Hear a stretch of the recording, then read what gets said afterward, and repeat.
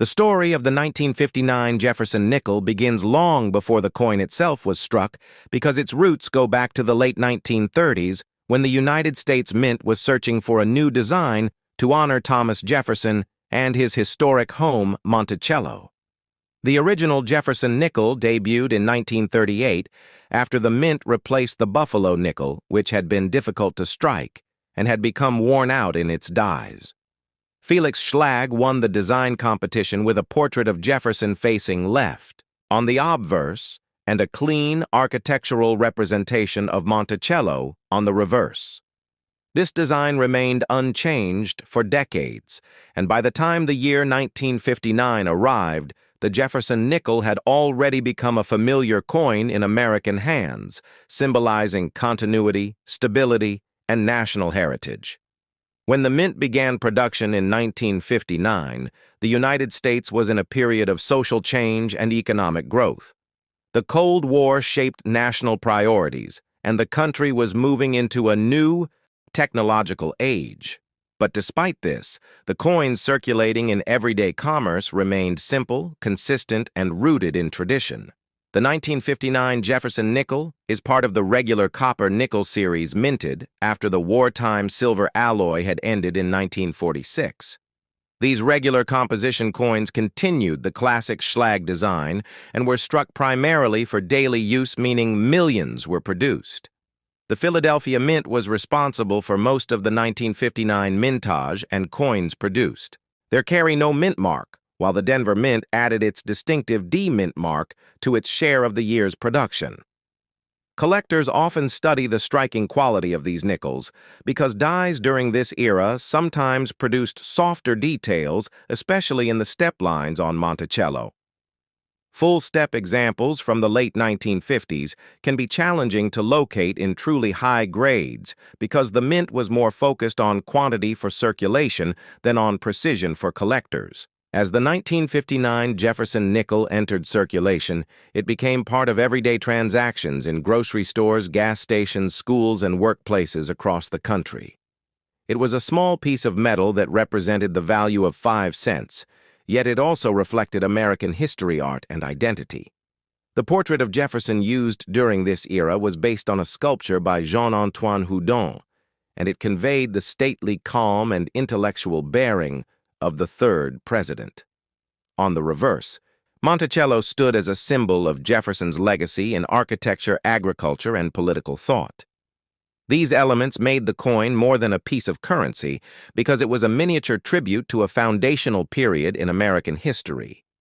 In the year 1959 itself, the United States Mint operated with efficiency, producing coins to meet the needs of a growing economy and widespread commerce.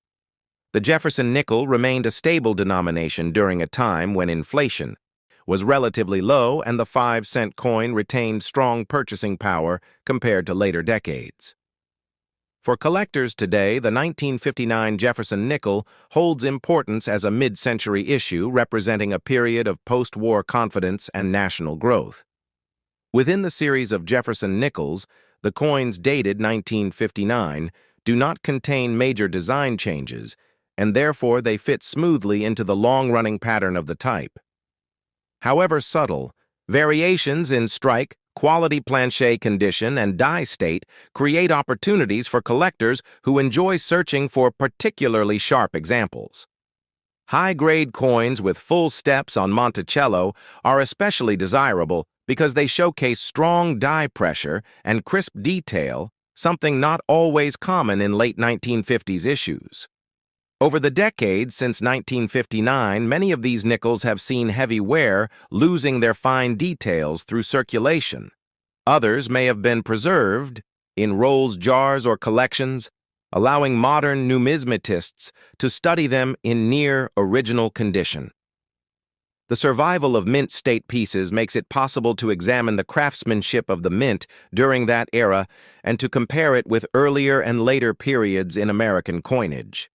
The composition of the 1959 nickel at 75% copper and 25% nickel produced a durable and long-lasting coin that could withstand decades of handling, and that same alloy continues to be used in modern Jefferson nickels today, showing how effective and practical the formula has been.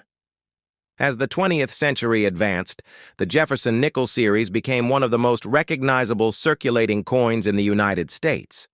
The 1959 issue serves as a marker within this long timeline, representing the steady continuation of the original Schlag design prior to the major redesigns that would appear decades later in the early 21st century.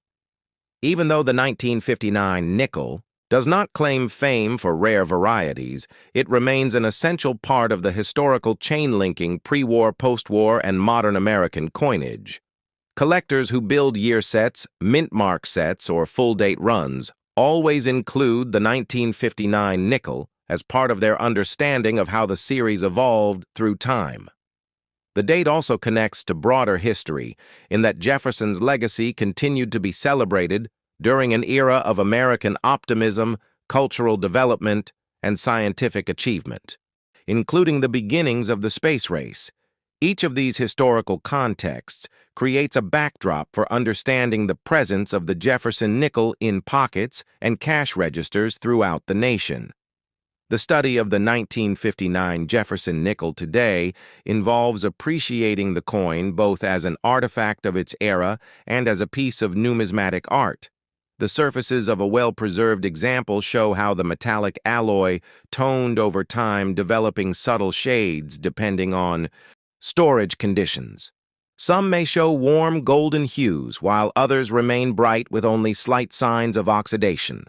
Collectors often focus on the sharpness of Jefferson's hair, details the clarity of the lettering, and the presence of full steps on Monticello. These characteristics help determine the quality and desirability of a given coin.